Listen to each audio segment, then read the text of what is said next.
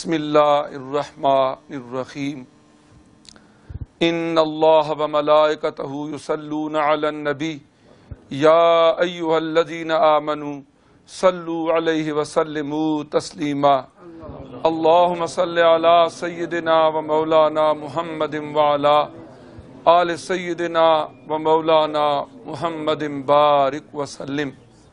لوٹن کی سرزمین سے آج روحانی مسائل کا ہمارا یہ پروگرام انشاءاللہ تبارک و تعالی شروع ہو رہا ہے۔ سب سے پہلے عالمی مبلغ اسلام جگر گوشہ حضرت سلطان العارفین سخی سلطان بہو رحمۃ اللہ علیہ پیر طریقت جناب صاحبزادہ سلطان فیاض الحسن صاحب سروری قادری دامت برکاتہم العالیہ کا ہم شکریہ ادا کرتے ہیں کہ اپنی بیش بہا مصروفیات میں سے وقت نکال کے آج آپ یہاں تشریف لائے اور اپنے ملفوظات اسنا سے ہمیں نوازیں گے۔ اس بابرکت تقریب کا آغاز قرآن عزیز کی تلاوت سے کیا جاتا ہے اور قرآن عزیز کی تلاوت کے لیے میں دعوت دیتا ہوں جناب حافظ وسیم صاحب کو۔ اعوذ باللہ من الشیطان الرجیم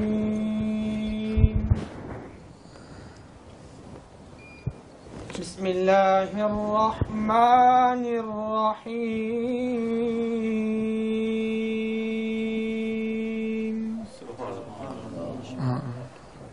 هو اللہ الذی لا الہ الا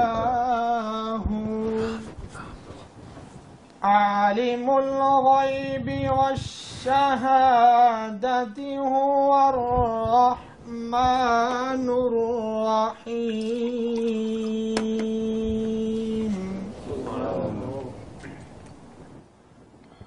هو اللہ الذی لا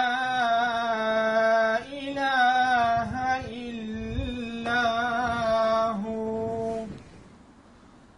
الملك القدوس السلام المؤمن المهيمن العزيز الجبار المتكبر سبحان الله عما يشركون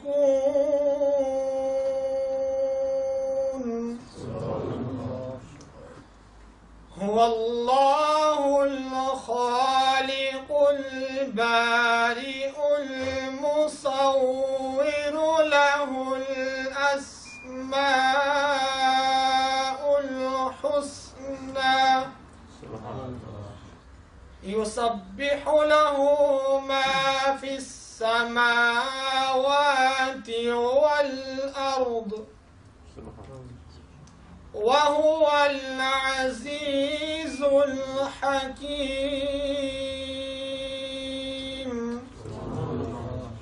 آمنت بالله صدق الله العظيم۔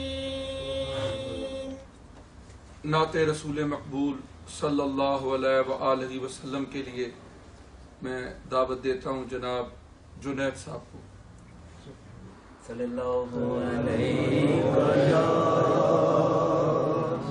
یا رسول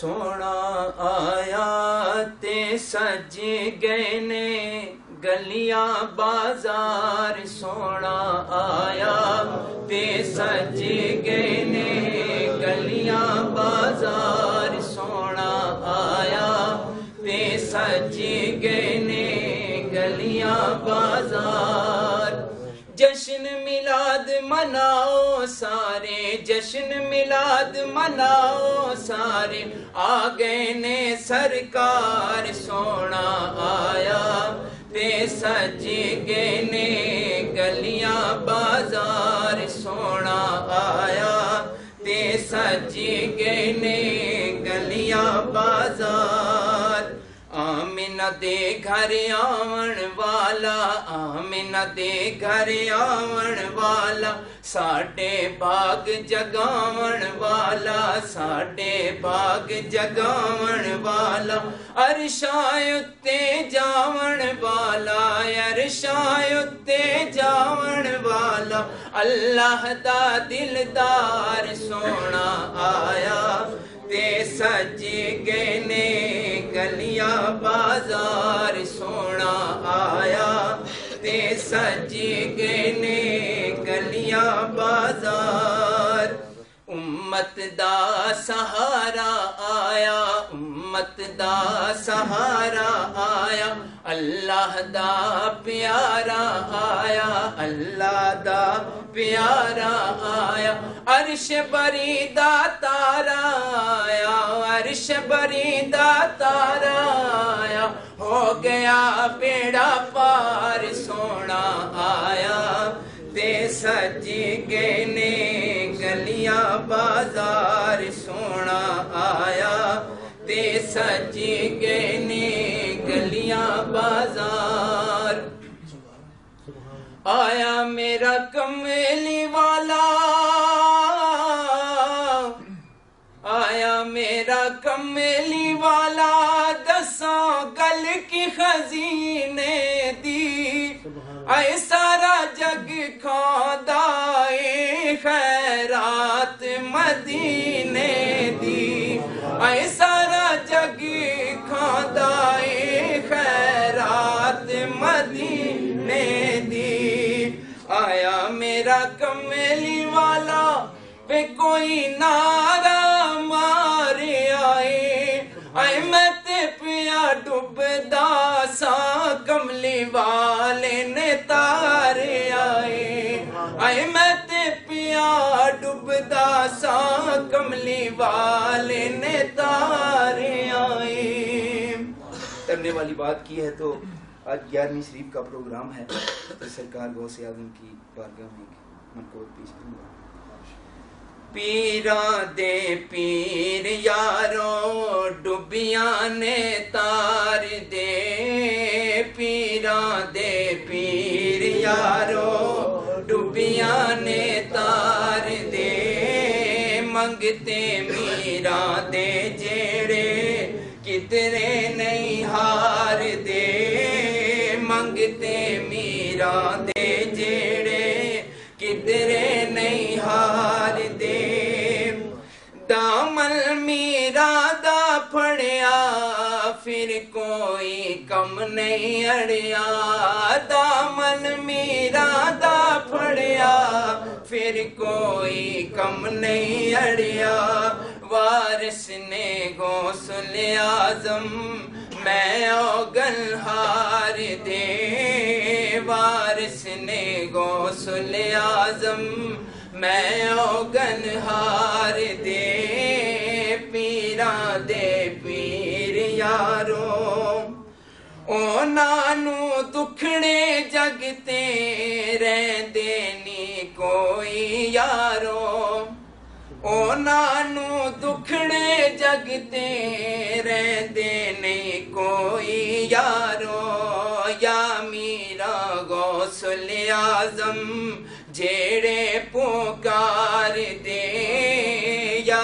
मीरा गौसुल आजम जेड़े पुकार दे, पीरा दे पीर यारो। और कहंदारो मीरा मीरा, कहंदारो मीरा मीरा, टुट जावन सब जंजीरा, कहंदारो मीरा मीरा, टुट जावन सब जंजीरा, या मीरा गौसुल आजम दुखरे ने सार दे, पीरा दे पीर यारो। और हर दम दे नाल पुकारो, ज्या दिल दे नाल जतारो, हर दम दे नाल पुकारो, ज्या दिल दे नाल जतारो, کرما دے چھٹے میرا ہر پاسے مار دے کرما دے چھٹے میرا ہر پاسے مار دے پیراں دے پیر یاروں ڈبیاں نے تار دے. ناظرین کرام، روحانی مسائل کے اس پروگرام میں تصوف، اس کی مبادیات، اس کی حقیقت اور صوفیاء کرام کے احوال کے حوالے سے انشاءاللہ ابھی ہم قبلہ پیر صاحب سے گفتگو کریں گے اور آپ کے ملفوظات اور ارشادات سماعت کریں گے. خصوص بالخصوص آپ کا تعلق چونکہ ایک عظیم علمی اور روحانی خانوادہ حضرت سلطان العارفین سخی سلطان بہو رحمۃ اللہ علیہ سے ہے، اس حوالے سے سب سے پہلے میں جناب پیر صاحب کی خدمت میں گزارش کرنا چاہوں گا کہ آپ یہ ارشاد فرمائیں کہ تصوف اس کی حقیقت کیا ہے. آج کے زمانے میں کچھ لوگ جو کلمہ گو ہیں لیکن اس کے باوجود کبھی تو تصوف کو یہ کہتے ہیں کہ یہ اجمی تصورات کا مجموعہ ہے، اور کبھی وہ یہ کہتے ہیں کہ یہ تو ایک افیون کی گولی ہے، اور کبھی تصوف کے ماننے والوں کو اوپر شرک یا اس قسم کے فتوے تک بھی لگائے جاتے ہیں. آپ ہمارے ناظرین کو یہ بتائیں کہ تصوف اسلامی کی حقیقت کیا ہے؟ نحمدہ ونصلی ونسلم علی رسولہ الکریم. اعوذ باللہ من الشیطان الرجیم. بسم اللہ الرحمن الرحیم. ان الدین عند اللہ الاسلام. صدق اللہ مولانا العظیم وصدق رسولہ النبی الکریم الامین. پیارے اہل اسلام بھائیو، السلام علیکم ورحمۃ اللہ وبرکاتہ. آج لیوٹن کی سرزمین پر حضرت سلطان باہو ٹرسٹ کے نیٹ ورک کا ایک اہم سینٹر الہرا ایجوکیشن سینٹر سے یہ روحانی مسائل کا پروگرام ترتیب دیا گیا ہے. آپ سب اہل محبت ہیں، اور یہ وہ محبتیں ہیں جو پروردگار نے ہمیں عطا فرمائی ہیں، جن پر وہ خود بھی پہرا دے رہا ہے، اور ہماری بھی خوش نصیبی ہے کہ ہم ان کا جھنڈا اٹھائے ہوئے ہیں. اسلام کے جو بنیادی عقائد ہیں، سب سے پہلے تو ہمیں یہ جاننا چاہیے وہ کیا ہیں. پھر اس وقت جو پریکٹس ہو رہی ہے، بالخصوص ہم جو اہل اللہ سے محبت رکھنے والے ہیں، ہم جو پریکٹس کرتے ہیں، ہم جس والہانہ انداز میں اللہ کے نیک بندوں کی صحبت اختیار کرتے ہیں اور ان سے فیوز و برکات کے طالب رہتے ہیں، اس کو سمجھنا سمجھانا آسان ہو جائے گا. آئینہ ایک ایسی چیز ہے جو صورت کا حسن دکھا دیتا ہے. تو آج ہم اسلام کے آئینے میں، قرآن کے آئینے میں، پیارے مصطفیٰ کے پیار کے آئینے میں یہ دیکھیں گے کہ جو پریکٹس ہم لوگ کرتے ہیں وہ کیا ہے، اور بہت سارے ادارے، بہت ساری تنظیمیں، بہت ساری جماعتیں، بہت سارے گروہ بھی اسلام کے نام پر بہت کچھ کرتے ہیں. اس سے پہلے کہ میں کوئی دعویٰ کروں یا کسی اور کے دعوے کو میں رد کروں، ہم یہ دیکھتے ہیں کہ اسلام ہے کیا. ان الدین عند اللہ الاسلام. یہ وہ پسندیدہ راستہ ہے جسے اللہ نے اسلام کے نام سے پسند فرمایا ہے. اب اسلام کے عنوان سے جتنے بھی نام پیش کیے جائیں گے اور جتنے بھی دعوے رکھے جائیں گے وہ آج خود رد ہو جائیں گے اگر وہ اس کے مطابق نہیں ہوں گے جس کا نام اسلام ہے. اب سب سے پہلے ہم نے یہ دیکھنا ہے کہ یہ اسلام کے نام کا حسن جو ہے اور اس کی آئیڈیالوجی جو ہے اور اس کی جو پریکٹس ہے وہ کیا ہے. یہ بات تو طے ہو گئی کہ یہ اللہ کی پسند ہے. اس کا نام بھی اور اس کا کام بھی یہ اللہ کا پسندیدہ خزانہ ہے. ہم خوش قسمتی سے اس خزانے کی حفاظت کر رہے ہیں. اب اس کے ظہور کے لیے، اسلام کو ظاہر کرنے کے لیے، اسلام کی روشنی کو عام کرنے کے لیے جو طریقہ کار اختیار کیا گیا وہ کیا ہے؟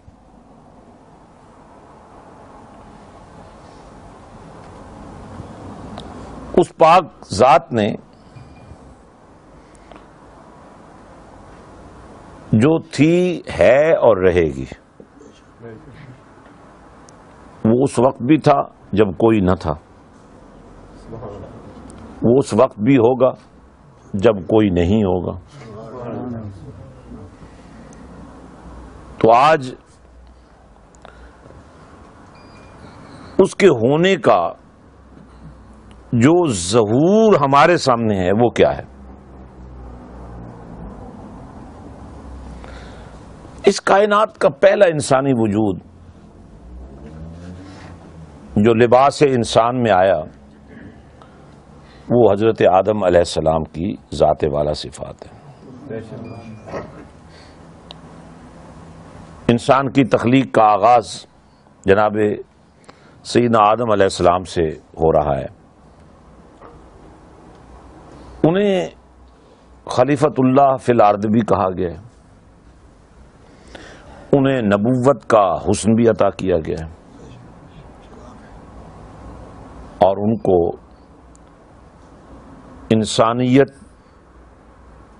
کی تخلیق اور اس کی تشکیل اور اس کی آگے جو بڑھانے کی اس کی چاہت تھی اس کو بھی بنیاد بنایا گیا. حضرت آدم علیہ السلام سے ہی آگے ایک نسل ہمیں چلتی نظر آتی ہے. تو انسان کا وجود جو ہے، اب یہ صرف یہی مخلوق نہیں ہے جسے ہم انسان دیکھ رہے ہیں، مخلوقات اور بھی ہیں. ان میں بہت ساری مخلوقات کا ذکر نہ بھی کیا جائے تو کوئی فرق نہیں پڑے گا، لیکن ایک دو مخلوقات کا ذکر ضروری ہے. انسان کی تخلیق سے پہلے فرشتے موجود تھے، اور آپ سب جانتے ہیں انہیں نور سے بنایا گیا.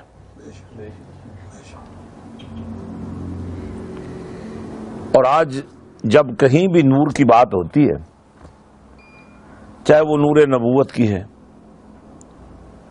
یا جس وجود میں نور نبوت ٹھہرتا ہے اس کی ہے، کچھ لوگ نور کو سمجھ نہیں پاتے اور فوری طور پر یہ کہہ دیتے ہیں کہ اللہ بھی نور ہے، تو آپ اللہ کے سوا کسی اور کو بھی نور کہیں گے تو اس سے اللہ کی شان میں کمی آ جائے گی. لیکن یہ فیصلہ تو فرشتوں کی تخلیق کے ساتھ ہی ہو گیا کہ فرشتے نور سے بنے ہیں. کوئی 1 2 4 نہیں ہے، کوئی 20 30 50 نہیں ہے، کوئی 100 1000 نہیں ہے، لاکھ کروڑ نہیں ہے، ان گنت ہیں، بے شمار ہیں. اب ان کے بارے میں ہر بندہ یہ ماننے پر مجبور ہے کہ انہیں نور سے بنایا گیا ہے. تو فرق پھر کیا بنا؟ ادھر نور نبوت کی انتہا جو شکل ہے اس کو بھی اگر کوئی کلمہ پڑھنے والا نہیں تسلیم کر پا رہا تو یہاں تو ان گنت فرشتوں کو نور سے بنا ہوا مان رہا ہے، اور وہاں دلیل یہ ہوتی ہے کہ اگر اللہ بھی نور ہو اور نبی بھی نور ہو تو اللہ کے نور ہونے میں فرق آ جاتا ہے۔ یہاں ان گنت فرشتے نور سے بنے ہیں اور اتنے بن کر بھی اللہ کے نور میں فرق نہیں لا سکے، تو پتہ یہ چلا کہ یہ ایک بددیانتی کی بنیاد پر اس حوالے سے لوگوں کو گمراہ کرنے کی کوشش کی جا رہی ہے، اور اللہ کی ذات کا جو نور ہونا ہے اس میں اور بندے کا نور ہونا جو یا اس کی مخلوق کا نور ہونا، اس میں فرق یہ ہے کہ اللہ وہ نور ہے جو ہر ایک کو بنانے والا ہے، فرشتے وہ نور ہیں جو بنائے گئے ہیں۔ بنانے والا اور بننے والا بڑا فرق ہے۔ اور پھر جو بنانے والا فرشتوں کو بنا رہا ہے اور نور سے بنا رہا ہے، یہ جاننے کے باوجود کہ نور وہ میٹیریل ہے جو لطافت کی انتہا پہ پہنچا ہوا ہے، اس کے باوجود اس نوری مخلوق کے مقابلے میں اللہ کریم نے مٹی سے بنے ہوئے انسان کے بارے میں اعلان فرمایا، لَقَدْ خَلَقْنَا الْإِنسَانَ فِي أَحْسَنِ تَقْوِيمٍ۔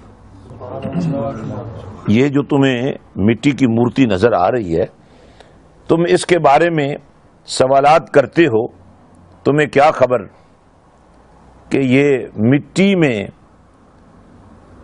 اس روپ میں رب نے بنایا کیا ہے؟ اتنا جملہ ہی کافی ہے، لَقَدْ خَلَقْنَا الْإِنسَانَ فِي أَحْسَنِ تَقْوِيمٍ۔ بے شک وہ نور سے بنے ہیں، بنانے والے تو ہم ہیں نا۔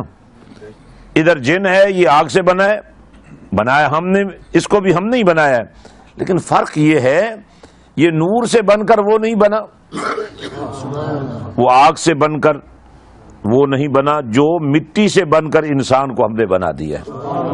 بلکہ اگر اس کی میں یوں اس کا ٹرانسلیشن کروں کہ اللہ تعالیٰ نے انسان کو اپنی تخلیقات کا شاہکار ماڈل تیار فرمایا ہے، بلکہ اپنی تخلیقات کا حسن دکھانے کے لیے جو پریزنٹیشن وہ پیش کر رہا ہے وہ انسان کے روپ میں کر رہا ہے۔ اور ایک جو فرمان رسول ہے صلی اللہ علیہ وسلم، اس کو میں آپ کے سامنے رکھ کر بات کو تھوڑا سا آگے بڑھاؤں گا کہ انسانی جو وجود ہیں، اور خاص کر فرمایا میری امت میں کچھ ایسے انسانی وجود بھی ہوں گے اور ہیں جن کو دیکھنے سے یہ امت میں وجودوں کا حال ہے، جن کے دیکھنے سے دلوں کو رب کا کنیکشن مل جائے گا اور دلوں میں اللہ کی محبت پیدا ہو جائے گی۔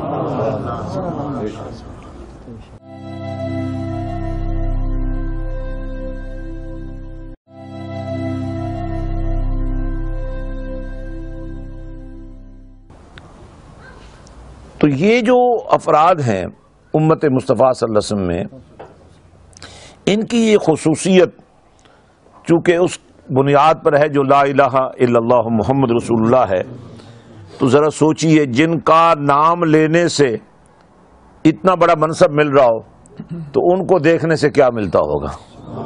تو میں یہ ایک بنیادی بات آپ سے عرض کر رہا تھا، اور یہ بات جاننا اہل اسلام کے لیے بہت ضروری ہے کہ اللہ کریم جل وعلا شانہ نے سب کو بنایا، ایک جیسا نہیں بنایا۔ فرشتوں میں تسلیم اور رضا رکھی تو جن میں قوت اور طاقت رکھی، انسان میں شعور بھی اس درجے کا رکھا، اور اس شعور کی پرواز بھی وہ رکھی کہ اس کی رسائی پروردگار نے لا مکان تک کر دی۔ ظاہر مکان تو مکین کے لیے ہوتا ہے، اور لا مکان کا مطلب یہی ہے کہ وہ مکان نہیں۔ لیکن ہم نے دیکھا ایک لمحہ وہ بھی آیا، ایک گھڑی وہ بھی آئی، ایک رات وہ بھی آئی جب یہ کائنات ارض و سما سے آگے، سدرۃ المنتہا سے آگے، جہاں پہنچ کر قدسیوں کا امام یہ کہتا نظر آتا ہے کہ میں اگر اس سے آگے جاؤں گا تو جل جاؤں گا، لیکن میرا اور تیرا مصطفیٰ اس سے آگے جا رہا ہے۔ تو میں نے اسلام کے بنیادی جو تقاضے ہیں ان کو پیش نظر رکھنا ہے کہ اللہ کریم جل وعلا شانہ نے جس منشور کا نام اسلام پسند فرمایا، اس منشور کو عطا کرنے کے لیے، اس منشور کو امپلیمنٹیشن کے لیے، اس منشور کو ایکٹیویشن کے لیے ایک ذات کا انتخاب کیا۔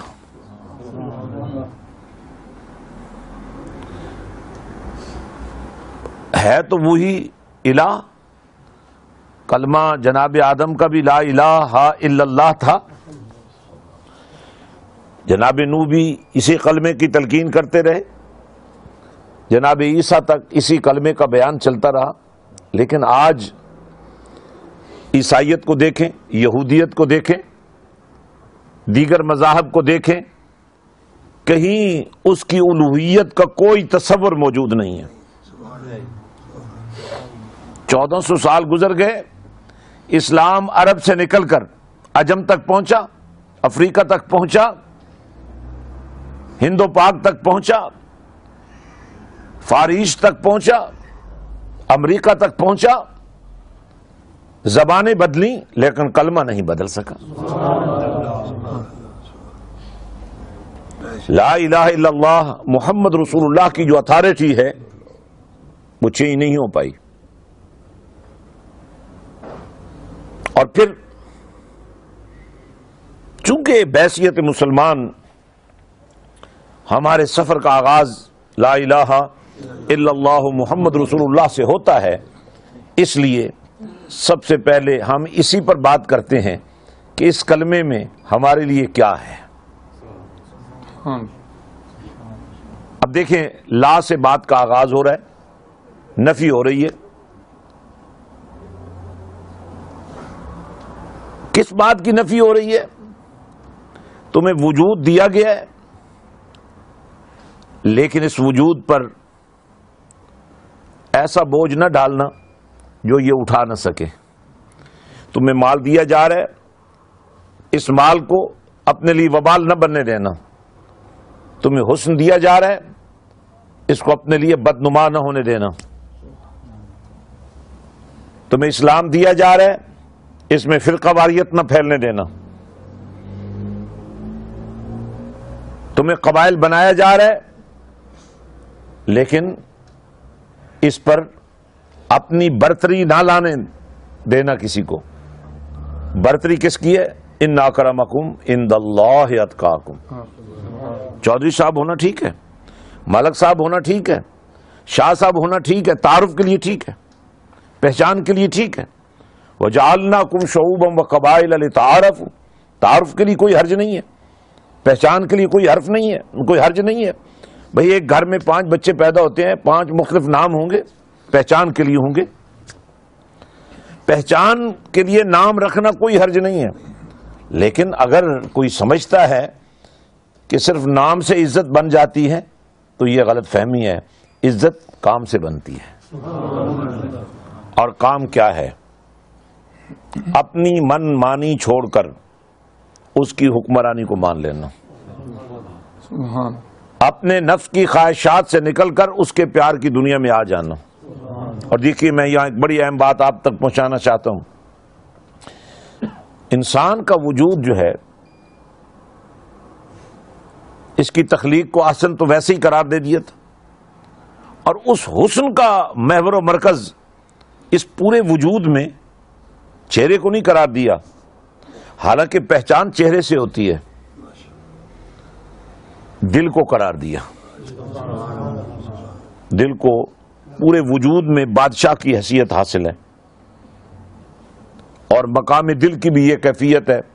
ویسے آنکھیں دیکھتی ہیں تو بات چل پڑتی ہے، دماغ سوچتا ہے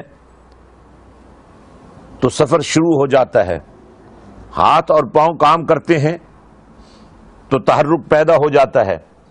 لیکن اس کے پیچھے جو قوت کام کر رہی ہے وہ دماغ نہیں ہے، وہ سوچیں نہیں ہیں، وہ نیتیں ہیں، اور وہ نیتوں کے ظہور کا مقام دل ہے. دل کا مقام جس کو کہتے ہیں، مقام دل جس کو کہتے ہیں. اب یہ جو مقام دل ہے یہ بظاہر بادشاہ نظر آتا ہے اپنے سینٹرلائزیشن کی وجہ سے، لیکن اگر اس کو دوسری طرف سے دیکھا جائے تو اللہ کے پاک رسول صلی اللہ علیہ وسلم کا یہ فرمان بھی سامنے آتا ہے کہ اس کی بادشاہی اس کے سینٹرلائزیشن کی وجہ سے نہیں ہے، اس کی کمیونیکیشن کی وجہ سے نہیں ہے، بلکہ اس وجہ سے ہے کہ اللہ نے اس جسم کے اندر گوشت کے لوتھڑے کو اپنے عرش کے طور پہ قبول فرمایا ہوا ہے. لیکن شرط یہ لگائی ہے کہ یہ دل اللہ کا عرش بنے گا تب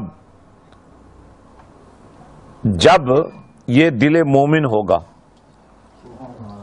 اس دل میں ایمان کا نور آئے گا. اور اس دل میں ایمان کا نور لانے کے لیے ہمیں یہ تلقین کی جا رہی ہے، لا الہ. سب سے پہلے اپنی نفی کرو. اپنے اندر جو تم نے خواہشات کے بت پال رکھے ہیں، اور وہ خواہشات کیا ہیں؟ اب بہت جگہ پہ یہ کہہ دیتے ہیں یار میرا دل نہیں ہے. یہ بات دل کی نہیں ہوتی ہے، یہ دل کے ساتھ ایک اور مقام ہے، مقام نفس جس کو کہتے ہیں. دراصل جہاں سے خواہشات جنم لیتی ہیں، دل نیتیں دیتا ہے تو نفس خواہشات دیتا ہے، اور جب نفس دل کے تابع ہو جاتا ہے تو دل اس وقت دل مومن ہوتا ہے. جب دل مومن ہوتا ہے تو پھر وہ عرش پروردگار ہوتا ہے. اور عرش کی جو تشریح میں نے پڑھی، جو میں نے سمجھی، نام تو اس کا یہی ہے اللہ کا عرش، لیکن اللہ تو بیٹھنے سے پاک، ٹھہرنے سے پاک. اگر آپ اللہ کی ذات کو عرش پر مقیم تصور کر لیں، ٹھہرا ہوا تصور کر لیں، تو اس کا مطلب یہ ہوا کہ عرش بڑا ہوا، کیونکہ عرش میں جو آ جائے وہ بڑا نہیں ہو سکتا. جبکہ ہمارے عقیدے کی بنیاد یہ ہے کہ اللہ اکبر، اللہ سب سے بڑا ہے. اب یہ نام ہے اللہ کا عرش، لیکن ہم نے اللہ کو وہاں ٹھہرا ہوا نہیں دیکھا، کیونکہ اللہ تو ٹھہرنے سے پاک. تو پھر یہ اللہ کا عرش کیوں کہلاتا ہے؟ یہ راز اس وقت کھلا جب شب معراج میرے اور آپ کے پاک نبی صلی اللہ علیہ وسلم کو اس عرش پر قدم رنجا فرمانے کا اذن ہوا. اور یوں میرے اور آپ کے نبی نے قدم رکھے عرش پر، اور جب یہ عرش میرے اور تیرے نبی کا فرش بن گیا. آج یہ عرش سب سے اونچا ہے، لیکن جب نبی اس کے اوپر کھڑا ہوا گا تو یہ تو نیچے ہوگا نا پھر. تو اس کا مطلب یہ ہوا کہ یہ جو عرش ہے یہ ہے ہی نبی کا فرش. تو پھر یقین کیجئے جب ہم دل کو اللہ کا عرش بنانے کے لیے اسے دل مومن بنانے کی بات کرتے ہیں تو لا الہ میں دیکھیے ہم نے نفی کی کہ ہم نے نفس کو نہیں ماننا، ہم نے خواہشات کو نہیں ماننا، ہم نے اپنی چاہتوں کو قربان کرنا ہے، ہم نے اللہ کو بڑا ماننا ہے، ہم نے اللہ کو الہ ماننا ہے، ہم نے اللہ کو اپنا مالک و خالق ماننا ہے. تو اب ساتھ ہی پورا ایک تسلسل اس کے اندر موجود ہے. دیکھیے اب دیکھیے لا الہ، پہلے تو نفی کرو، اپنی نفی کرو، ہر ایک کی نفی کرو، کسی کو بھی ماننے سے انکار کر دو. اب جب سب کا انکار کر دیا، اپنی بات بھی ماننے سے انکار کر دیا، تو اب کہا الا اللہ. یہ جو جگہ تم سے خالی کروائی ہے یہ جو سب کا انکار تم نے کیا ہے اور الہ مانے اللہ کو، اب وہ اللہ کیا چاہتا ہے؟ جب تم نے اللہ کو مان لیا لیکن تمہیں کیا خبر اللہ کیا ہے، کیسا ہے، کہاں ہے؟ تمہیں تو خبر نہیں ہے، اور یہ خبر کون دے گا؟ محمد رسول اللہ۔ پورے کلمے پر غور کریں، پورا دین اس میں آ گیا ہے، پورا اسلام اس میں آ گیا ہے۔ لا الہ الا اللہ محمد رسول اللہ۔ اللہ کے سوا عبادت کے لائق کوئی نہیں، لیکن اللہ کو عبادت بھی پسند ہے تو مصطفیٰ کے طریقوں والی ہے۔ یہ رکوع و سجود و قعود و قیام کیا ہے حضرات گرامی؟ کبھی آپ نے غور نہیں فرمایا؟ یہ وہ میرے اور آپ کے نبی کی خلوتوں کے وہ انداز تھے جو ہرا کی تنہائیوں میں اپنے رب سے راز و نیاز کیے تھے۔ رب کو جو مصطفیٰ ٹھہر گئے تو اس کو قیام کرنا پسند فرما لیا، جب نبی جھک گئے تو اس کو رکوع کا نام دے دیا، جب مصطفیٰ سجدے میں سر رکھ دیتے ہیں تو اس کو سجدہ قرار دے دیا۔ اب یہ ساری ادائیں سمیٹ کر اللہ نے اپنی عبادت قرار دے دی، اور آج ہم جب بات کرتے ہیں اور یہاں اس میں دیکھیں آپ پوری نماز کے اندر رکوع اللہ کے لیے، سجود اللہ کے لیے، قیام اللہ کے لیے، نیت وہی رہتی ہے لیکن اسی نیت کے ساتھ کہ میں نماز اللہ کے لیے پڑھ رہا ہوں، اسی نیت کے ساتھ نماز پڑھتے پڑھتے رکوع و سجود و قیام کرتے کرتے اسے کہنا پڑ جاتا ہے السلام علیکہ ایھا النبی ورحمۃ اللہ وبرکاتہ، اے نبی آپ پر سلام ہو۔ تو یہ تو نماز تو اللہ کی پڑھ رہا تھا، تو نبی درمیان میں آ گئے۔ میں نے کہا مولا یہ کتنی مشکل سے ہم لوگوں کو تیرے پاس لائے تھے، ہم لوگوں کو یہ کہتے رہے کہ اللہ کے سوا کوئی نہیں، بس مدد کرنے والا ہے تو اللہ ہے، عبادت ہو تو اللہ کی ہو۔ مولا یہ کتنی مشکل سے ہم تیرے پاس ان کو لائے تھے، اور پھر تو نے انہیں نبی کے حوالے کر دیا ہے۔ فرمایا یہی میرا دین ہے، یہی اسلام ہے، اسی میں تمہاری سلامتی ہے، اس لیے کہ میں نے قیامت کے دن بھی اگر نسبت دیکھنی ہے تو انہی ہاتھوں کی دیکھنی ہے۔ آج اگر تم امت مسلمہ ہو، کنتم خیر امہ اخرجت للناس، اگر آج تم بہترین امت کہلا رہے ہو، حالانکہ اعمال تمہارے اس طرح حسن والے نہیں ہیں، ان میں وہ حسن نہیں ہے، ان میں وہ قبولیت نہیں ہے، نمازوں میں وہ قبولیت نہیں ہے، آذان میں وہ جذب و مستی نہیں ہے، اور محراب و مسجد کو تم نے اس طرح پاک صاف نہیں رہنے دیا، بلکہ اپنی غلطیوں کا سارا بوجھ بھی تم نے دین کے اس مرکز کو داغدار کر کے اس پر ڈال دیا ہے۔ لیکن اس کے باوجود جب تک تم لا الہ الا اللہ محمد رسول اللہ پڑھتے رہو گے تمہارے جیسا کوئی نہیں ہو سکتا۔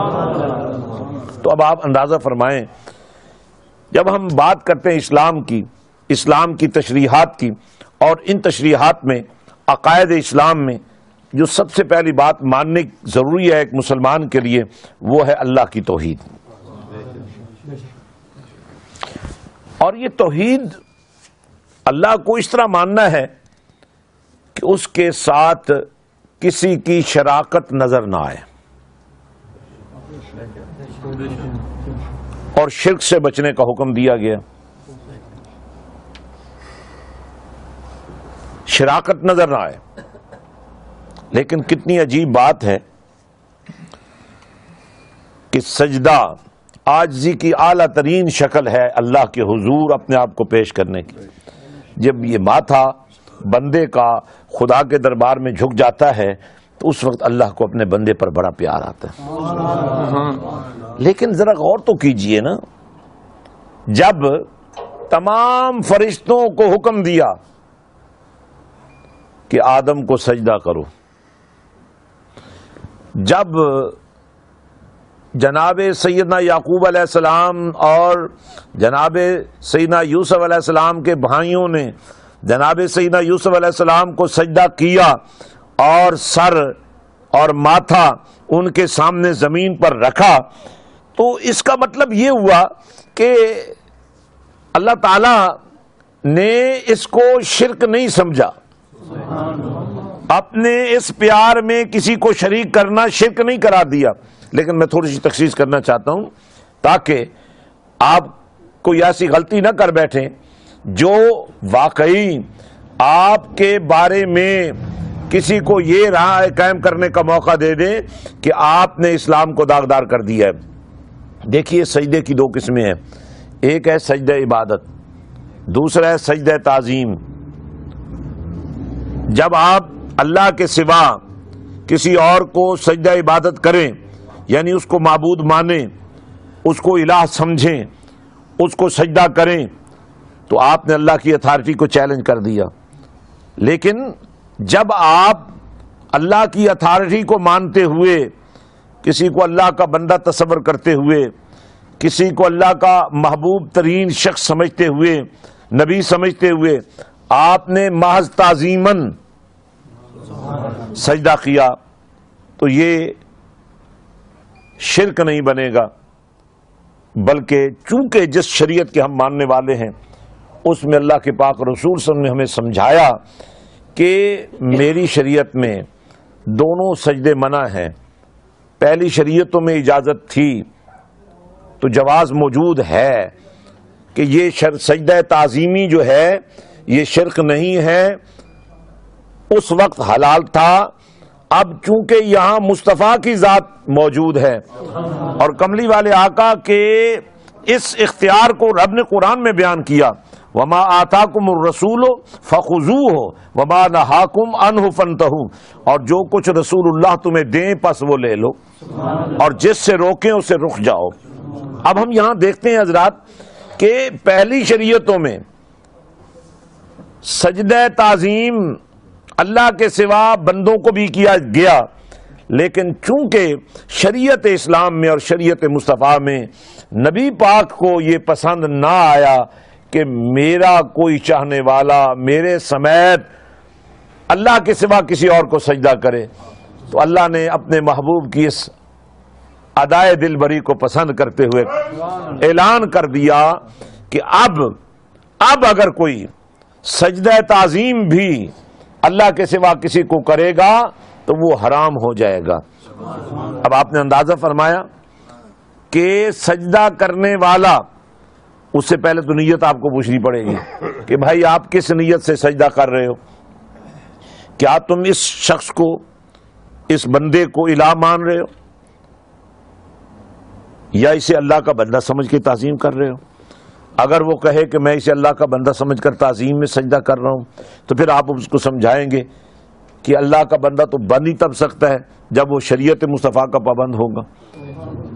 تو جس کو تم سجدہ کر رہے ہو اللہ کا بندہ سمجھ کر، اسی اللہ کے بندے کی تعلیم یہ ہے کہ اللہ کے سوا کسی کو سجدہ نہیں کرنا، اللہ ہی سجدے کے لائق ہے، چاہے وہ سجدہ تعظیم کا ہے چاہے وہ سجدہ عبادت کا ہے۔ تو ناظرین، اس طرح ہمیں اسلام کے بارے میں انتہائی واضح ہونا پڑے گا۔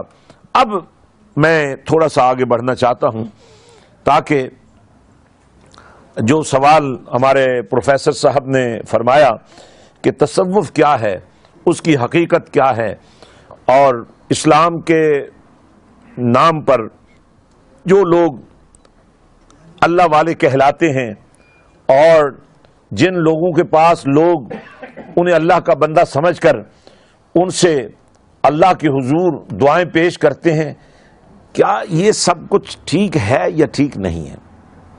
میں اس سلسلے میں ایک حدیث پاک پیش کرنا چاہتا ہوں جس میں ذکر ہے اللہ والوں کا، اور جس میں مدینے کے تاجدار نے اپنے اللہ کی اتھارٹی پر یہ اعلان فرمایا کہ اللہ یہ فرماتا ہے جب بندہ نوافل پڑھتا ہے، راتوں کو جاگتا ہے، عبادت کرتا ہے، ذکر فکر کرتا ہے، اپنے رب سے پیار کرتا ہے، اور دیکھیں یہ نوافل ہیں فرائض کے بعد۔ ہم جس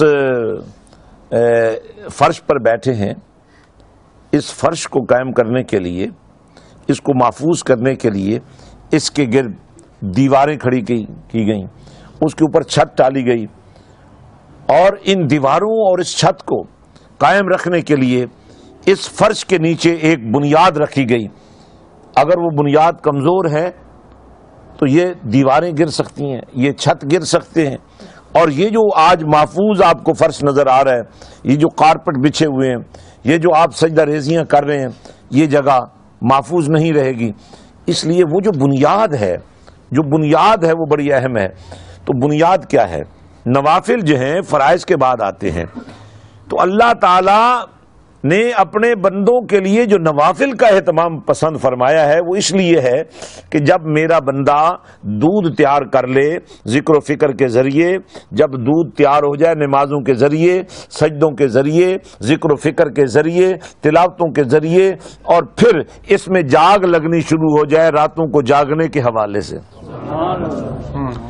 دنیا سو رہی ہے اور وہ یہ جاگ رہا ہو، لوگ اپنے لیے کما رہے ہیں اور جو یہ کما رہا وہ لوگوں کے لیے لٹا رہا ہو. ہمارے شیخ کامل سلطان العارفین حضرت سلطان باہو قدس سر العزیز ایک ایسے باپ کے بیٹے تھے جو یہ تحصیل شورکوٹ، پورا شورکوٹ کا جو قلعہ تھا اس کے مالک تھے. لیکن جب حضرت سلطان باہو قدس سر العزیز دنیا ولایت کے تاجدار بن کر، فیضان مصطفیٰ کے امین بن کر اور عشق مصطفیٰ کے ترجمان بن کر امت کی آبیاری کے لیے اس طرح جلوہ گر ہوئے کہ آپ کے چہرے کو دیکھ کر کافر کلمہ پڑھ لیا کرتے تھے. آپ کی تعلیم اور آپ کی تبلیغ کا معیار تو دیکھیے، جب آپ تقریر کرتے ہوں گے تو کیا کرتے ہوں گے، جب آپ تعلیم دیتے ہوں گے تو کیا دیتے ہوں گے. یہاں تو کیفیت یہ ہے کہ جس نے چہرہ دیکھ لیا وہ بھی مسلمان ہوئے بغیر نہیں رہ سکا.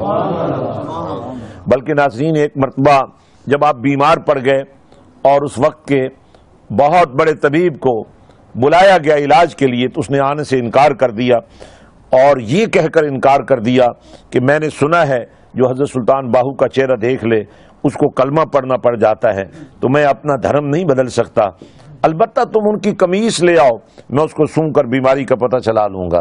اور جب اس نے قمیص سونگی حضرات، تو قمیص سونگتے ہی کہنے لگا کہ مجھے اس قمیص سے کسی بیماری کی بو نہیں آ رہی بلکہ جنت کی خوشبو آ رہی ہے، اور وہیں کلمہ پڑھ کر مسلمان ہو گیا.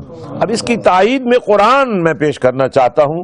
جب حضرت سیدنا یوسف علیہ السلام کو بھائیوں نے یہ بتایا کہ ابا جان کی بینائی ختم ہو گئی ہے، تو آپ نے مصر کا بادشاہ ہونے کے باوجود ڈاکٹر نہیں بھیجے، کوئی میڈیکیشن نہیں بھیجی، بلکہ فرمایا اذهبوا بقمیصی ھذا. جو کام ڈاکٹر نہیں کر سکتے، دوائیاں نہیں کر سکتی، وہ کام میری قمیص کر جائے گی. اور جب یہ قمیص قاصد لے کر یہاں سے چلا اور ہزاروں میل دور حضرت یعقوب علیہ السلام فرماتے ہیں کہ لوگوں مجھے یوسف کی خوشبو آ رہی ہے. اور جب یہ قمیص پہنچی اور ان کی آنکھوں پر رکھی گئی تو قرآن کہتا ہے فرتد بصیرا، بس آنکھیں روشن ہو گئیں. تو اس کا مطلب یہ ہوا یہ جو قمیص سے فیضان کا ایک سلسلہ ہے یہ کوئی محض قصہ کہانی نہیں ہے. قرآن نے قصے بیان ضرور کیے ہیں، قرآن نے خوبصورت سٹوریز ضرور بیان کی ہیں، لیکن قرآن تو سچائی کا امین ہے نا، اللہ کا کلام ہے. اور اللہ کے کلام کے بارے میں یہ عقیدہ رکھنا ضروری ہے کہ ومن اصدق من اللہ قیلا. اور دوسری جگہ پر خود رحمان نے فرمایا ومن اصدق من اللہ حدیثا. جو کلام اللہ فرماتا ہے اس سے بہتر کلام کسی کی ہو سکتی ہے، اور جو کلام اللہ کی بارگاہ سے ہمیں عطا ہوتی ہے اس سے بہتر کوئی کلام اور ہو سکتی ہے. تو حاضرین، ناظرین اور الہدا ایجوکیشن سینٹر لیوٹن کے غیور ساتھیوں، لیوٹن کی سرزمین پر شمع رسالت کے پروانوں اور اولیاء کاملین کے دیوانوں، میں آپ کو یہ کہنا چاہ رہا ہوں کہ آپ کو فخر ہونا چاہیے کہ اگر کرامت کسی وجود سے ظاہر ہو سکتی ہے تو وہ وجود جب تک عشق رسول کے سانچے میں نہ ڈھلا ہوا ہو اس سے کرامت بھی ظاہر نہیں ہو سکتے. چونکہ کرامت کا تعلق اللہ کی پسندیدگی سے ہے، اور جب اللہ کسی کو پسند کر لیتا ہے، اور پسندیدگی کے لیے کیا معیار رکھا ہے؟ جو راتوں کو جاگنے والا ہے، عبادت کرنے والا ہے، نوافل پڑھنے والا ہے. فرمایا جب بندہ اللہ سے محبت کے اس معیار پر پہنچ جاتا ہے کہ لوگ سو جاتے ہیں تو یہ اٹھ اٹھ کر رب کو منانے لگ جاتا ہے، تو پھر اللہ بھی اس سے پیار کرتا ہے. اب اس کا پیار یہ ہے کہ راتوں کو جاگتا ہے، دنوں کو جنگلوں میں جا جا کر اللہ کو مناتا ہے. لوگ پیٹ بھر کے کھانا کھا رہے ہوتے ہیں تو یہ اپنے مصطفیٰ کی سنت کی ادائیگی میں کل جہاں ملک اور جو کی روٹی غذا کے مصداق بن کر فاقہ کشیاں کر رہا ہوتا ہے. لوگوں کو رمضان میں روزے رکھنے کا شعور نہیں ہوتا، اور یہ زندگی بھر اللہ کی رضا کے لیے بھوکا رہتا ہے. یہ وہ کیفیات ہیں جس کے جواب میں حدیث قدسی پیش کر رہا ہوں. رسول اللہ صلی اللہ علیہ وسلم نے فرمایا اللہ کی اتھارٹی پر اللہ یہ فرماتا ہے کہ پھر میں بھی اس بندے سے پیار کرنے لگ جاتا ہوں. فَأَحْبَبْتُهُ، الفاظ غور، پس پھر ہماری محبت دیکھو اس بندے سے کیا ہوتی ہے کہ فَكُنْتُ سَمْعَهُ الَّذِي يَسْمَعُ بِهِ وَبَصَرَهُ الَّذِي يُبْصِرُ بِهِ وَيَدَهُ الَّتِي يَبْطِشُ بِهَا وَرِجْلَهُ الَّتِي يَمْشِي بِهَا. فرمایا ہمارے پیار کی یہ کیفیت ہوتی ہے کہ سماعتیں اس کی نہیں رہتی، وہ ہماری ہو جاتی ہیں. بصارت یعنی دیکھنا اس کا نہیں رہتا، بے شک آنکھ اسی کے پاس ہوتی ہے پر دیکھتا اللہ ہے. زبان اسی کی ہوتی ہے پر بولتا اللہ ہے. کان اسی کے ہوتے ہیں پر سنتا اللہ ہے.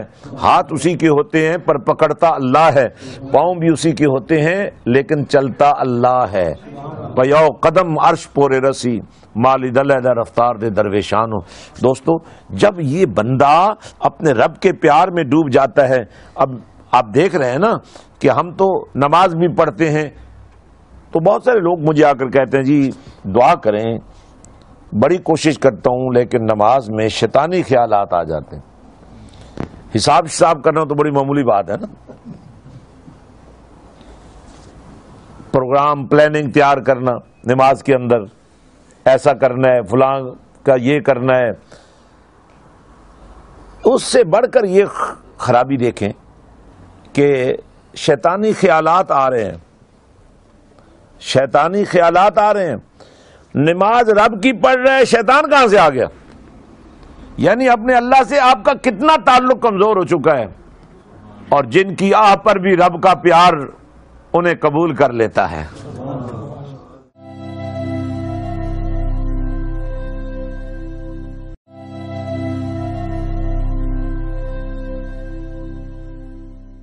حاضرین، تو میں سمجھتا ہوں یہ فتنوں کا دور ہے. آپ کے سامنے بے شمار دلائل رکھے جائیں گے، لیکن اسلام کی سب سے بہترین دلیل میں اب آپ کو سمجھانا چاہتا ہوں جس کو دیکھنے سے اللہ یاد آ جائے، جس کے پاس بیٹھنے سے دل اللہ کی طرف مائل ہو جائے، جس کی صحبت سے اللہ سے آپ کا تعلق مضبوط تر ہو جائے. اب ہمارے ہاں جو پیری مریدی کا ایک نظام چل رہا ہے،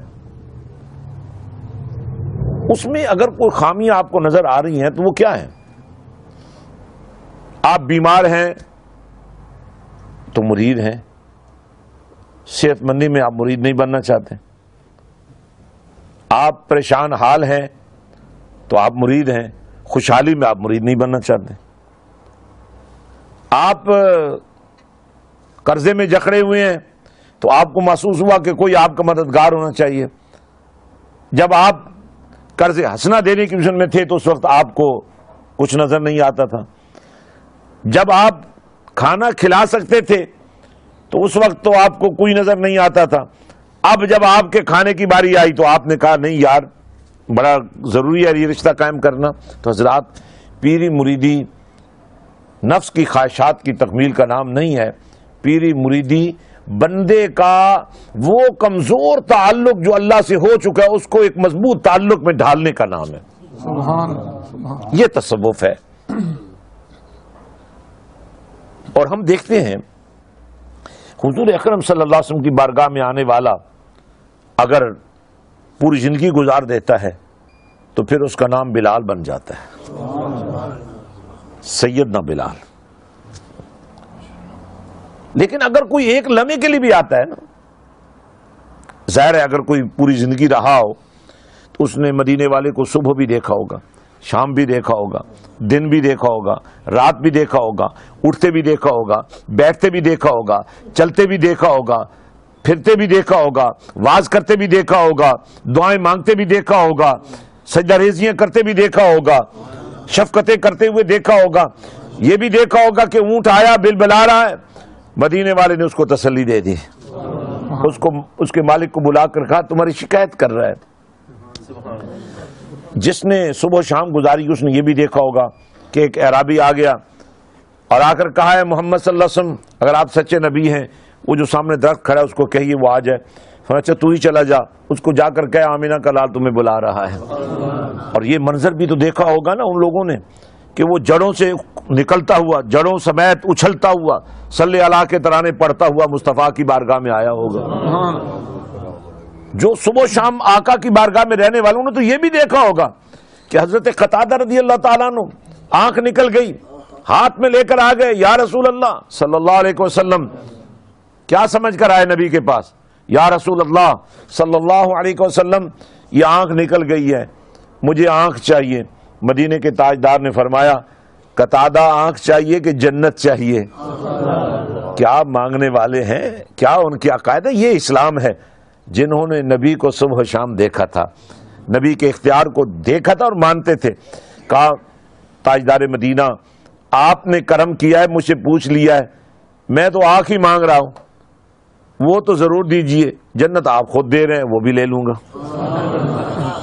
آپ فخر کیجئے کہ آپ صلی اللہ کا ترانہ پڑھنے والے ہیں, آپ فخر کیجئے کہ آپ یا رسول اللہ کا نعرہ لگانے والے ہیں, آپ فخر کیجئے کہ آپ فرقہ نہیں ہیں, آپ وہ جماعت ہیں جن کے بارے میں اللہ کے پاک رسول نے فرمایا کہ میری امت 73 فرقوں میں تبدیل ہو جائے گی, 72 دوزخ میں جائیں گے. یا رسول اللہ صلی اللہ علیہ وسلم وہ تو نمازی بھی ہوں گے, فرمایا پھر بھی جہنم میں جائیں گے. وہ تو عبادت گزار بھی ہوں گے, داڑیاں بھی رکھتے ہوں گے, لیکن یہ حدیث پاک بھی موجود ہے, ماتھے نکلے ہوئے, آنکھیں دنسی ہوئی, داڑیاں بڑھی ہوئی, مونچھیں کٹی ہوئی اور شلواریں اوپر اٹھی ہوئی. قرآن ایسا پڑھیں گے کہ لوگ سمجھیں گے ان جیسا کوئی قاری نہیں ہے, لیکن وہ قرآن ان کے گلے سے نیچے نہیں اترے گا. تو دوستو آج ہمیں فخر کرنا چاہیے کہ اللہ نے ہمیں ان لوگوں میں رکھا ہے جہاں کبھی نہ کبھی کوئی چمک دمک ولی کی صورت میں پیدا ہو جاتی ہے, اولیاء کی صورت میں پیدا ہو جاتی ہے. پیر صاحب میں یہاں آپ سے یہ پوچھنا چاہوں گا کہ لوگ اسلام کے خانقاہی نظام پر بعض اوقات تو بے جا اعتراض کرتے ہیں, لیکن ہمارے خانقاہی نظام کے اندر بھی کچھ وقت کے ساتھ ساتھ ایسی خامیاں دھر آئی ہیں کہ ہم لوگوں خود ایسا موقع بھی دیتے ہیں کہ وہ اعتراض کرتے ہیں. مثال کے طور پر اگر ایک شخص جو کہیں بھی سجادہ نشین ہے, اگر وہ ظاہری شریعت کے اوپر خود عمل پیرا نہ ہوں یا اپنے متوسلین کو اس کی تلقین نہ کریں, یا دینداری اور ہدایت کے سامان کے بجائے صرف ایک دنیا داری کا ہی سلسلہ شروع کر دیا جائے اور نام طریقت رکھ دیا جائے, تو اس حوالے سے آپ کیا کہیں گے کہ کیا اس کی اصلاح کی کس حد تک ضرورت ہے؟ بڑی بہت اچھی بات آپ نے فرمائی. دیکھیں شریعت بنیاد ہے, طریقت اس سے قائم ہوتی ہے. بنیاد شریعت ہے تو اس کی جو دیواریں کھڑی ہوتی ہیں وہ طریقت ہے, اس پر جو چھت پڑتی ہے وہ حقیقت ہے, اور اس سے جو نور پھوٹتا ہے وہ معرفت ہے. اب یہ کوتاہی کس کی ہے؟ جہاں شریعت کا پیرا ہے وہاں تو ہم پیرا نہیں دیتے, ہم خود نہیں نہ پیرا دیتے. سب سے پہلی خانقاہ کہاں بنی تھی؟ مسجد نبوی کے روپ میں نا. اب جو صاحب سجادہ مسجد سے دور ہے اس کا تعلق جب مسجد سے نہیں رہا, جب دین سے نہیں رہا, تو اس کو ہاں یہ تو میں کہوں گا کہ اللہ کے ولی کی نسبت سے, آل رسول کی نسبت سے, خون رسول کی نسبت سے آپ اکرام تو دیں, لیکن اس کو قائد اس لیے نہ بنائیں کہ جس نے قیادت مصطفیٰ سے بغاوت کر رکھی ہے اس کو اگر آپ, جو آپ کی امامت کے لائق نہیں ہے, جو آپ کو نمازیں نہیں پڑھا سکتا, جو آپ کے لیے دعائے مغفرت نہیں کر سکتا, جو آپ کو بھٹکنے سے بچا کر رائے حق پر نہیں لگا سکتا, اگر آپ اس کے ساتھ جا رہے ہیں تو اس کا مطلب یہ آپ بھی کوئی دنیا داری کا رشتہ بنائے ہوئے ہیں. تو رشتہ ہی دین کی وجہ سے ہے. جب دین نہیں ہے تو پیری مریدی کا چیپٹر تو کلوز ہو گیا, کیونکہ پیری مریدی برائے پیر اور مرید نہیں ہے, پیری مریدی برائے امتی اور مصطفیٰ ہے. نہیں فقیری جلیاں مارن ستیاں لوگ جگاون ہو, نہیں فقیری واندیاں ندیاں سکیاں پار لنگاون ہو نہیں فقیری وچ ہوا دے مسلے پا ٹھہراون ہو نام فقیر تنہاں باہو جڑے دل وچ یار ٹھکاون. تو اصل تو یہ رشتہ ہے نا کہ آپ کا دل دل مومن بن جائے. آپ کو ایک تربیت کی ضرورت ہے. آج میں یہاں بیٹھا تھا تو ایک بزرگ آئے اور کہنے لگے, ایک سوال کیا انہوں نے اور بڑے پریشان تھے کہ بھائی میں ایک فاتح خانی کے لیے گیا اور وہاں جن کی دعا فاتح خانی کے لیے دعائے مغفرت کے لیے گئے, ان کی جتنے بیٹے تھے بھتیجے بھانجے تھے چہروں پر داڑھیاں تو تھیں اور لباس تو مسلمانوں والے تھے, چولے تو لمبے پہنے ہوئے تھے, لیکن ہم جب دعا کے لیے ہاتھ اٹھاتے تو وہ کہتے اس کی ضرورت ہی نہیں ہے, وہ جو کچھ کر گئے ان کے لیے وہی کافی ہے, نہیں کیا یا کیا, اب یہ دعا ان کو کوئی فائدہ نہیں پہنچا سکتی. حضرات یہ سوچنے کی بات ہے, آج آپ دعائیں مانگنے والے ہیں, کل آپ کی اولادیں آپ کے لیے دعائیں مانگنے کے لیے تیار نہ ہوں تو یہ جو اولادوں کو گمراہی سے بچانے کا سلسلہ ہے اس میں تو آپ کو ایک رول ادا کرنا پڑے گا. تو میں آپ سب کو دعوت دیتا ہوں کہ آپ میں سے کوئی ساتھی اگر کوئی آپ کے اسی طرح کو کوئی چبھتا ہوا سوال ہو جو آپ کو پریشان کرتا ہو, راتوں کو جب آپ سو رہے ہوتے ہوں اور کل آپ نے بھی مرنا ہے اور مرنے کے بعد ایسا نہ ہو کہ آپ کا بھی کوئی بیٹا یہ کہہ دے بھائی بابا مر گیا تو اب یہ جان گئی چھوٹ گئی, اب دعا شعا کی ضرورت ہی نہیں ہے, جنازے میں دعا کی ضرورت نہیں ہے, ویسے دعا کی ضرورت نہیں ہے. یہ ساری باتیں ہو رہی ہیں اور یہ فرقواریت ہے جو پھیلائی جا رہی ہے. ہماری بھی کچھ ذمہ داری ہے کہ ہم اسلام کے قلعے میں یہ ڈکیٹی کرنے والوں کے خلاف کھڑے ہو جائیں. جی یہ جو لوگ کرتے ہیں کہ جب کوئی مر جاتا ہے تو چوتھا 15 اور 40 کرتے ہیں, کیا اس میں اسلام کی کتنی جی ہاں بالکل اتنی ہی حقیقت ہے. جی سمجھ آ کرتے ہیں تو اس لیے میں عرض کرتا ہوں اس کی اتنی ہی حقیقت ہے. جب کوئی فوت ہو جاتا ہے تو اس کے لیے نماز جنازہ کا اہتمام ہم کرتے ہیں. اس میں کیا آئیڈیا ہوتا ہے دعائے مغفرت کا. جب آپ کلخانی کرتے ہیں, 40واں کرتے ہیں, سالانہ کرتے ہیں, اس میں کیا آپ کرتے ہیں قرآن پڑھتے ہیں. ہندوؤں میں عیسائیوں میں کوئی کسی میں جو بھی طریقہ ہوگا وہ کیا کرتے ہیں مجھے نہیں پتا, لیکن مجھے اتنا پتا ہے جب بھی کوئی دعائے مغفرت ہوتی ہے اس میں قرآن پڑھا جاتا ہے. اس میں اگر کوئی زیادہ صاحب شوق اور ذوق ہو تو وہ نعت خوانی کروا لیتا ہے, علماء کے بیانات کروا دیتا ہے. تو کیا علماء کے بیانات کبھی نہیں ہوئے؟ کیا قرآن خوانی کبھی نہیں ہوئی؟ اگر قرآن خوانی آگے پیچھے ہوتی ہے تو اس موقع پر ہو جائے اور برکت بھی ساتھ شامل ہو جائے تو کوئی حرج کیا ہے. کھانا ہم روز کھاتے ہیں, شادیوں پر بھی پکتے ہیں کھانے. اگر مغفرت کے موقع پر کوئی کھانا پک جائے, ویسے ایک دفعہ بسم اللہ الرحمن الرحیم پڑھنے سے کھانے میں برکت ہو جاتی ہے کہ شیطان داخل نہیں ہوتا. جس کھانے پر پورا قرآن پڑھا جائے یا کئی 100 قرآن پڑھ لیے جائیں اس کی برکت کا کیا عالم ہو. تو یہ جو مماثلت دینا ہے یہ انتہا ہے, اسلام کے ساتھ غداری کی انتہا ہے.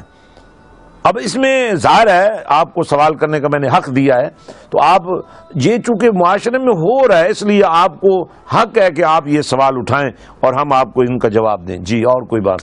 قبرستان وچ خالی تے قرآن پاک پڑھنے نال متعلق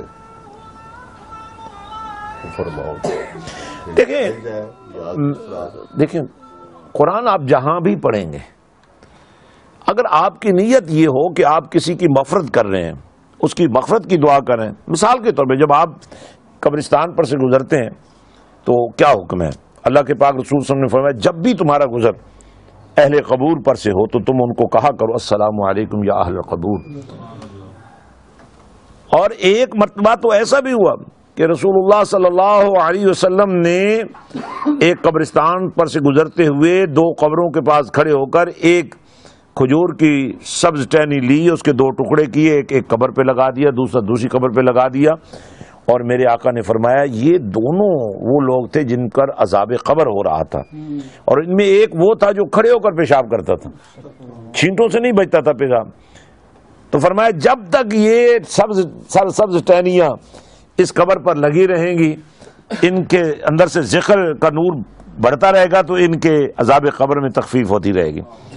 اب اگر درخت کا کیا ہوا ذکر مغفرت کا ذریعہ بن سکتا ہے تو قرآن کی تلاوت کیوں نہیں بن سکتی؟ اس لیے میں سمجھتا ہوں کہ اسلام ایک فطری دین ہے اور اس میں وہ خوبصورتی ہے کہ جس کا کوئی انداز. جی اور کوئی بات؟ حضرت ہمارے ہمیں آزاد کشمیر سے میرا تعلق ہے. جی جی. ہمارے یہاں ایک رواج ہے کہ اب تو بہت کم ہوتا جا رہا ہے لیکن پہلے بھی ایک رواج تھا اور آج بھی خاص یہ پایا جاتا ہے کہ کچھ لوگ جو ہیں وہ اپنی زندگی میں ہی اپنا درود کروا لیتے ہیں. کچھ لوگ تو یہ ہے کہ ان کی اولادیں جو ہیں ان کے مرنے کے بعد درود جو کہ 40واں ہوتا ہے بہت بڑی اپنے قبیلے کو آس پاس کے گاؤں والوں کو بلا کر ان کا درود کرواتے ہیں. لیکن کچھ لوگوں کے لیے یہ بھی ہے جو کے آزار میں سے ایک آدمی تو اپنی زندگی میں ہی درود کروا لیتا ہے اپنا کہ میں خود کروا کر جاؤں گا میں مروں گا. تو اس طرح کی جو معاملات ہیں ان کو اسلامی یا شرم آپ کیا سمجھتے ہیں کہ یہ اس طرح سے کرنا جائز ہے یا؟ جی جی جی میں عرض کرتا ہوں. گزارش یہ ہے سبحان اللہ. دیکھیں میں آپ کو اس کی ایک تھیم دیتا ہوں اور اس طرح کے جتنے واقعات ہو رہے ہیں یا ہوتے رہے ہیں ان کے اندر اگر یہ تھیم فٹ ہوتی ہے. اب جب درود کرواتے ہیں تو اس میں ظاہر ہے درود خوانی ہوتی ہوگی, قرآن خوانی ہوتی ہوگی, ذکر و فکر ہوتا ہوگا. اب کوئی شخص اپنی زندگی میں اپنے لیے اللہ سے مغفرت مانگتا ہے تو یہ تو بہت اچھی بات ہے. یہ شب قدر میں آپ راتوں کو روتے ہوئے نہیں گزار دیتے. شب برات میں کیا کرتے ہیں آپ؟ بھائی قبرستان پر جاتے نہیں ہیں, وہاں جا کر ذکر و فکر نہیں کرتے ہیں. شب برات میں یہ حکم ہے شرن کہ آپ قبرستان میں جائیں. محرم میں آپ کیا کرتے ہیں؟ 10 محرم کو لوگ جاتے ہیں اپنے قبرستان میں یوم عاشور کی وجہ سے. تو اب یہ تھیم کیا ہے؟ کسی بھی بہانے زندگی میں زندگی سے پہلے, اب دیکھیں مرنے والا اگر مر جائے تو سارے اعمال منقطع ہو جاتے ہیں, لیکن کملی والے آقا نے فرمایا 3 عمل ایسے ہیں جو مرنے کے بعد بھی منقطع نہیں ہوتے. ان میں ایک عمل یہ ہے کہ مرنے کے بعد آپ کے پیچھے آپ کی اولاد ہو, نیک ہو, صالح ہو, چاہے اس میں علم کا نور ہو, چاہے اس میں ذکر کا نور ہو, جب تک اس کے وجود سے نیکی پھوٹتی رہے گی اس کا فائدہ آپ کو پہنچتا رہے گا. جی اور کوئی شک؟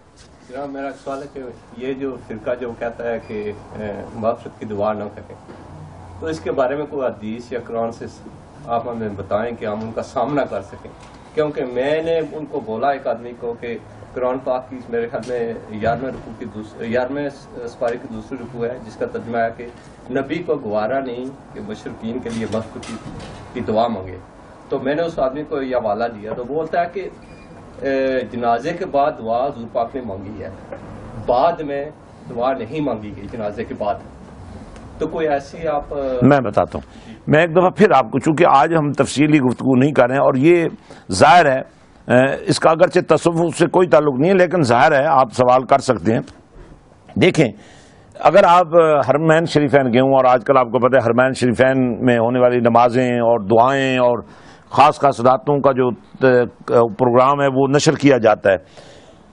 آپ دیکھتے ہوں گے کہ بعض اوقات امام صاحب نوافل کے اندر تسبیحات کے صلاۃ و تسبیح کے اندر اور پھر صلاۃ تراویح کے اندر اور وتر میں تو خاص کر آدھا گھنٹہ رو کے دعا کرتے ہیں.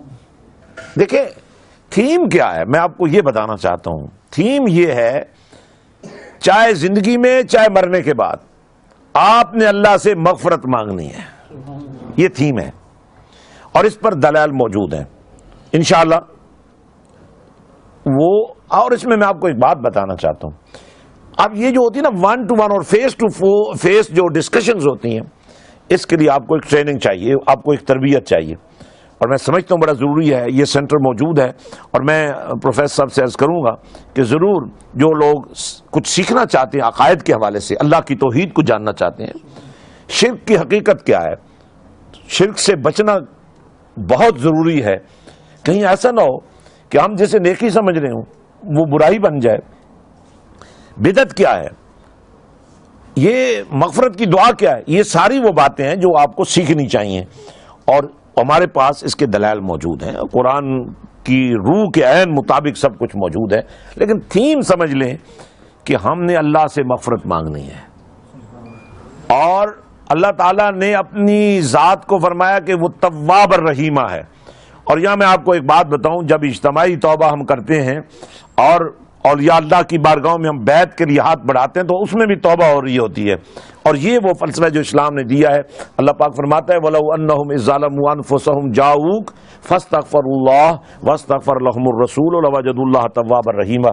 اے محبوب صلی اللہ علیہ وسلم، جب آپ کی بارگاہ میں کوئی اپنی جان پر ظلم کر کے آ جائے اور آپ کے قدموں میں بیٹھ کر اللہ سے معافی مانگے فاستغفر اللہ، اور آپ بھی واستغفر لهم الرسول ان کی مغفرت کے لیے دعا کر دیں، تو پھر ممکن نہیں کہ اللہ تعالیٰ ان کی توبہ قبول نہ کرے، بلکہ فرمایا لَوَجَدُوا اللَّهَ تَوَّابًا رَحِيمًا، تم دیکھو گے اللہ توبہ قبول کرنے والا بھی ہے اور مغفرت کرنے والا بھی ہے۔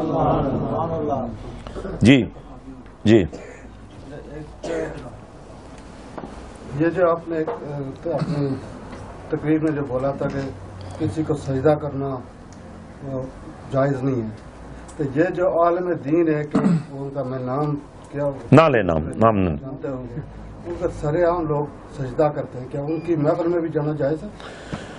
دیکھیں، چوری کرنا حرام، ڈکیٹی کرنا حرام، زنا کرنا حرام، جھوٹ بولنا حرام، اللہ کے سوا کسی کو سجدہ تعظیمی کرنا بھی حرام۔ اب جو حرام کر رہے ہیں اگر آپ اسے رابطہ رکھنا چاہتے ہو رکھیں، دربار ہو، حتیٰ کہ خود نبی کی ذات ہو، دربار تو بہت بات کی بات ہے نا، خود نبی کی ذات بھی ہو تو آپ اس کو بھی سجدہ تعظیمی اب نہیں کر سکتے، خود نبی نے جو منع کر دیا ہے۔ بڑی سمپل بات ہے نا جی۔ یہ درباروں پر جو لوگ کرتے ہیں وہ جہالت کی وجہ سے کرتے ہیں، ان کے پاس علم نہیں ہے۔ ایک ہے چومنا، ایک ہے سجدہ کرنا، یہ دو چیزیں ہیں، فرق ہے۔ کسی کو چومنا، آپ پتھر کو چومتے ہیں، حجر اسود کو نہیں چومتے، وہ تو پتھر ہے نا۔ یہی بات حضرت فاروق اعظم نے فرمائی تھی، اے حجر اسود میں تمہیں اس لیے نہیں چوم رہا ہوں کہ تو جنت سے آئے، میں تو اس لیے چوم رہا ہوں کہ مدینے والے نے تمہیں چوما۔ چومنا اور ہے، سجدہ کرنا اور ہے۔ بلکہ دیکھیں، ایک موقع پر ایک شخص بارگاہ رسول صلی اللہ علیہ وسلم میں آیا اور اس نے کہا کہ میں نے منت مانی ہے کہ میرا کام ہو جائے تو میں جنت کی چوکھٹ چوموں گا، تو اب میرا کام تو ہو گیا، منت کیسے پوری کروں؟ میرے آقا نے فرمایا ایک تو یہ غلط منتیں مانا نہ کرو جو تمہاری اپروچ میں نو۔ اب اس کا طریقہ یہ ہے، کیا تمہاری ماں زندہ ہے؟ اس نے کہا جی زندہ ہے۔ فرمایا جاؤ اس کے قدم چوم لو، ایسے ہی سمجھنا جیسے تم جنت کی چوکھٹ۔ یہ چومنا اور ہے، چومنے کو اور اس کو مکس نہ کریں۔ اس لیے ہمارے علماء نے یہ لکھا ہے کہ جب اہل علم مزارات پر جائیں تو وہ لوگوں کے سامنے بوسہ بھی نہ دیں، ایسا نہ ہو کہ تم چومنے میں لگے ہو، لوگ سمجھیں سجدہ کر رہے، تم چلے جاؤ بعد میں وہ سجدہ شروع کر دیں۔ تو سجدے میں اور چومنے میں فرق ہے۔ جناب قبلہ پیر صاحب، ہم آپ کے بھی بہت بہت شکر گزار ہیں، اور جو سامعین یہاں پر تشریف لائے ان کا بھی شکریہ کہ اپنے قیمتی وقت میں سے وقت نکالا اور قبلہ پیر صاحب کے فکر انگیز ملفوظات حسنہ ہم سب نے سماعت کیے۔ دعا گوں کہ اللہ تبارک و تعالی ہم سب کو توفیق عمل سے نوازے اور حضرت سلطان العارفین سخی سلطان بہو رحمۃ اللہ علیہ کے فیوز و برکات کو عام کرنے کے لیے قبلہ پیر صاحب دن رات جو محنت کاوش کوشش کر رہے ہیں، ہمیں ان کا دست و بازو بننے کی توفیق عطا فرمائے اور اپنے مشن میں کامیابیاں نصیب فرمائے۔ فی امان اللہ تعالی۔